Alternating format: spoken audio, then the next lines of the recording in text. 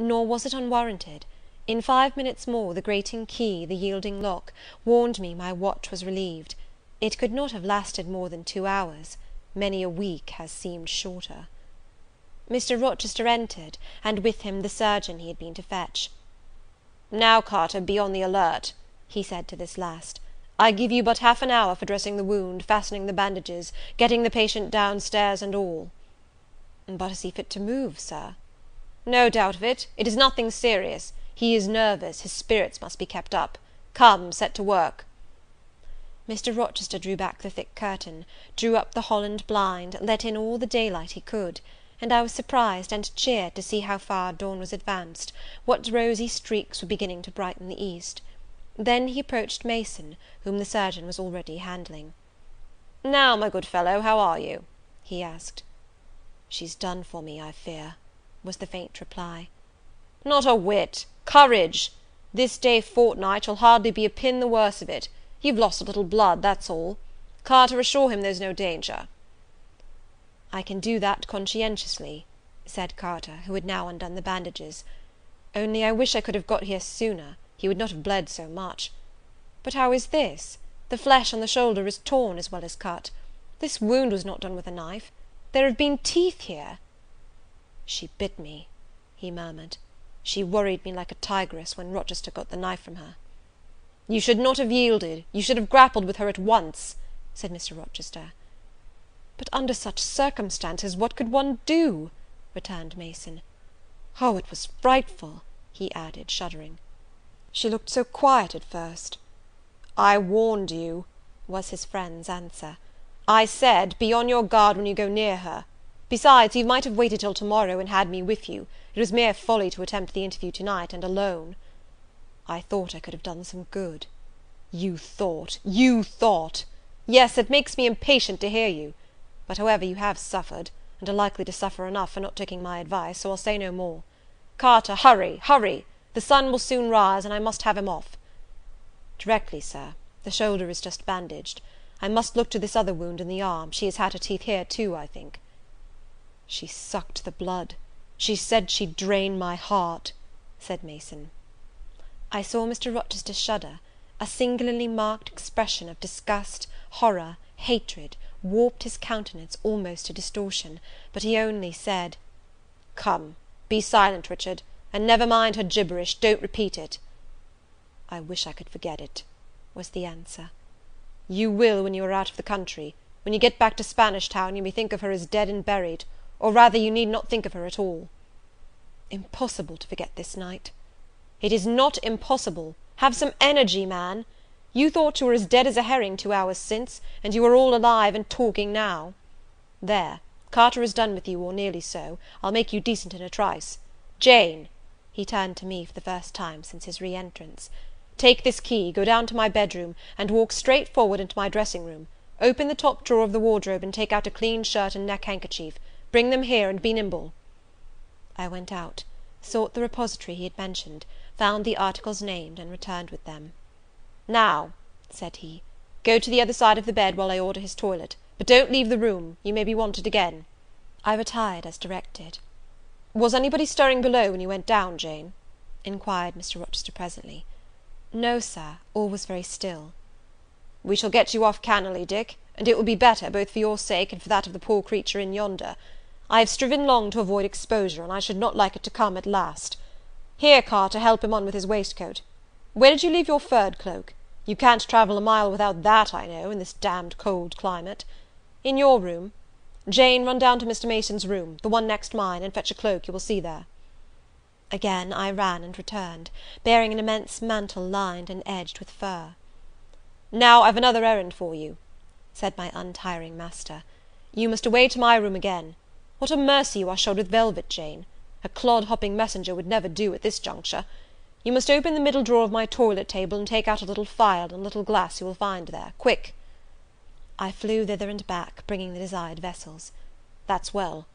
Now, doctor, I shall take the liberty of administering a dose myself, on my own responsibility. I got this cordial at Rome, of an Italian charlatan, a fellow you would have kicked, Carter. It is not a thing to be used indiscriminately, but it is good upon occasion, as now, for instance. Jane, a little water." He held out the tiny glass, and I half filled it from the water bottle on a washstand. "That will do. Now wet the lip of the phial." I did so. He measured 12 drops of a crimson liquid, and presented it to Mason. "Drink, Richard. It will give you the heart you lack, for an hour or so." "But will it hurt me? Is it inflammatory?" "Drink, drink, drink!" Mr. Mason obeyed, because it was evidently useless to resist. He was dressed now. He still looked pale, but he was no longer gory and sullied. Mr. Rochester let him sit 3 minutes after he had swallowed the liquid. He then took his arm. "Now I am sure you can get on your feet," he said. "Try." The patient rose. "Carter, take him under the other shoulder.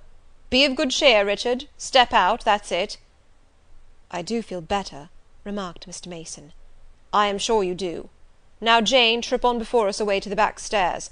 Unbolt the side passage door, and tell the driver of the post-chaise you will see in the yard, or just outside, for I told him not to drive his rattling wheels over the pavement, to be ready, we are coming.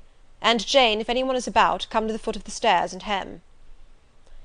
It was by this time 5:30, and the sun was on the point of rising, but I found the kitchen still dark and silent. The side passage door was fastened. I opened it with as little noise as possible. All the yard was quiet, but the gates stood wide open, and there was a post-chaise, with horses ready harnessed, and the driver seated on the box, stationed outside. I approached him, and said the gentlemen were coming. He nodded. Then I looked carefully round, and listened. The stillness of early morning slumbered everywhere. The curtains were yet drawn over the servants' chamber windows. Little birds were just twittering in the blossom-blanched orchard trees, whose boughs drooped like white garlands over the wall enclosing one side of the yard. The carriage horses stamped from time to time in their closed stables. All else was still. The gentlemen now appeared. Mason, supported by Mr. Rochester and the surgeon, seemed to walk with tolerable ease. They assisted him into the chaise. Carter followed. "Take care of him," said Mr. Rochester to the latter, "and keep him at your house till he is quite well. I shall ride over in a day or two to see how he gets on. Richard, how is it with you?" "The fresh air revives me, Fairfax." "Leave the window open on his side, Carter. There is no wind. Good-bye, Dick." "Fairfax." "Well, what is it?" "Let her be taken care of. Let her be treated as tenderly as may be. Let her—" He stopped, and burst into tears. "I do my best, and have done it, and will do it," was the answer.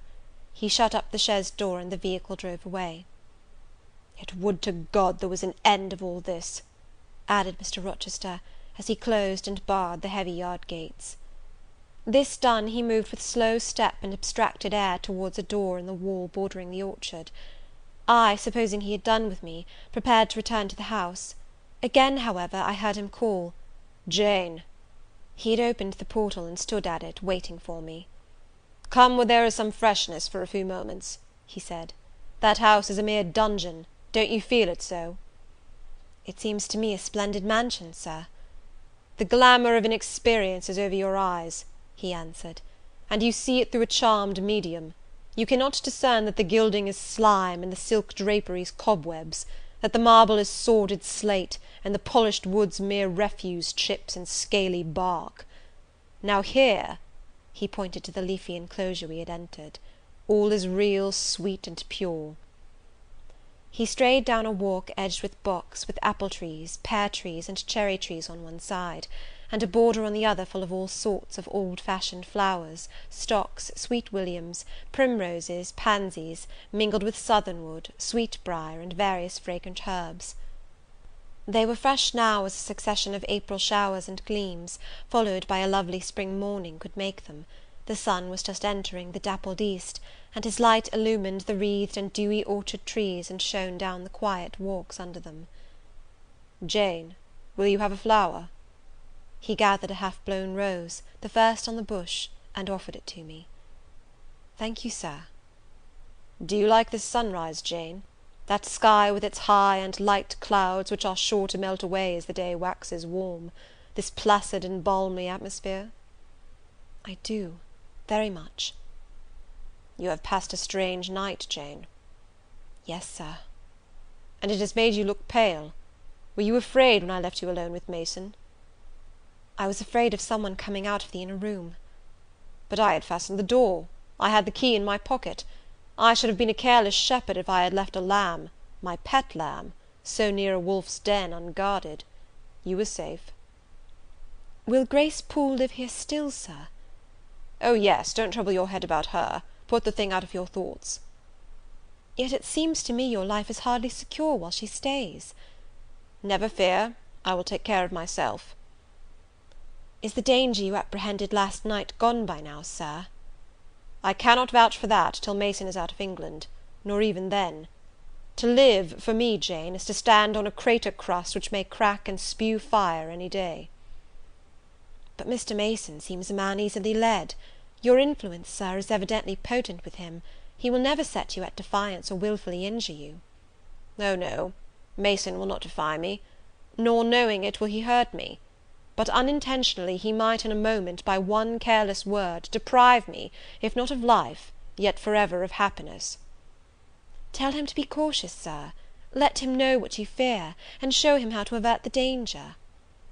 He laughed sardonically, hastily took my hand, and as hastily threw it from him. "If I could do that, simpleton, where would the danger be? Annihilated in a moment. Ever since I have known Mason, I have only had to say to him, do that, and the thing has been done. But I cannot give him orders in this case. I cannot say, beware of harming me, Richard, for it is imperative that I should keep him ignorant that harm to me is possible. Now you look puzzled, and I will puzzle you further. You are my little friend, are you not?" "I like to serve you, sir, and to obey you in all that is right." "Precisely. I see you do. I see genuine contentment in your gait and mien, your eye and face, when you are helping me and pleasing me, working for me, and with me, in, as you characteristically say, all that is right. For if I bid you do what you thought wrong, there would be no light-footed running, no neat-handed alacrity, no lively grace and animated complexion. My friend would then turn to me, quiet and pale, and would say, "No, sir, that is impossible. I cannot do it, because it is wrong," and would become immutable as a fixed star.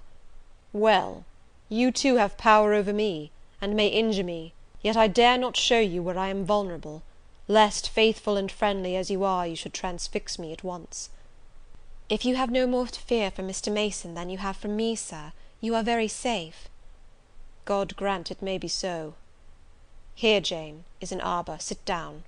The arbour was an arch in the wall, lined with ivy. It contained a rustic seat. Mr. Rochester took it, leaving room, however, for me, but I stood before him. "Sit," he said. "The bench is long enough for two.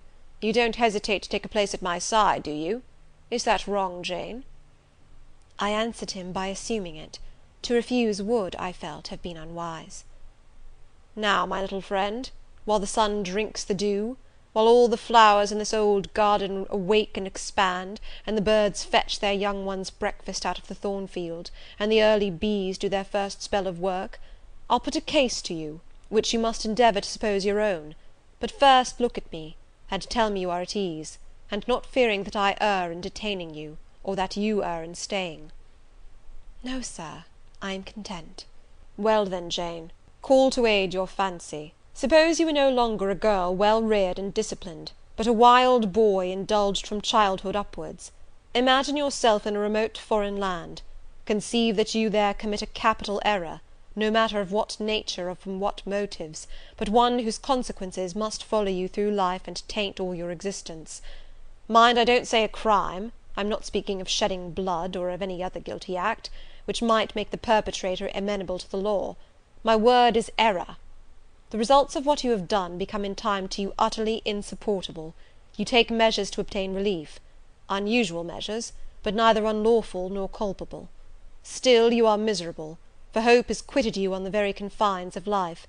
Your sun at noon darkens in an eclipse, which you feel will not leave it till the time of setting. Bitter and base associations have become the sole food of your memory. You wander here and there, seeking rest in exile, happiness in pleasure, I mean in heartless sensual pleasure, such as dulls intellect and blights feeling. Heart weary and soul withered, you come home, after years of voluntary banishment.